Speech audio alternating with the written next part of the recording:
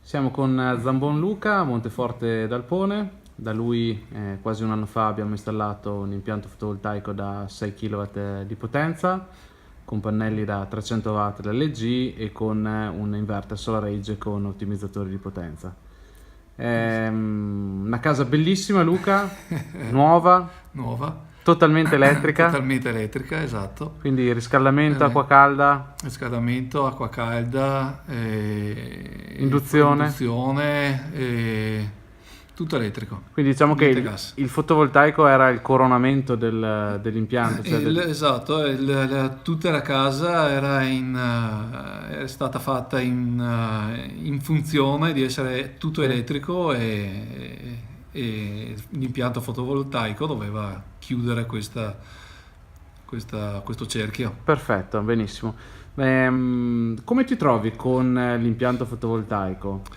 Molto bene. Hai avuto una riduzione di quelli che Certo. sono i costi? Sì, beh, sicuramente con l'impianto di induzione, con la pompa di calore, insomma, sono spese importanti senza fotovoltaico. Ok, giusto, perché tu vivi in questa casa da 2 anni e mezzo, quindi hai avuto la possibilità di vedere le bollette pre-impianto fotovoltaico. Esatto. Ok, perfetto.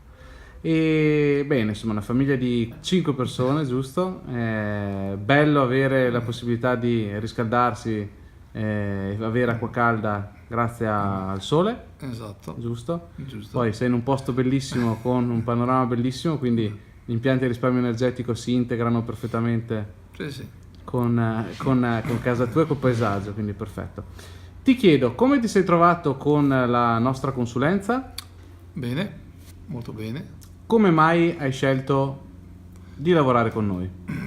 Perché qualità-prezzo era ottimo rispetto ad altri. Ok, quindi quanti preventivi hai valutato prima di sceglierci? Io 6, io 5-6. Ok, lavoro di installazione? Fatto bene. Hanno lavorato in sicurezza i ragazzi? Lavorato in sicurezza e puliti.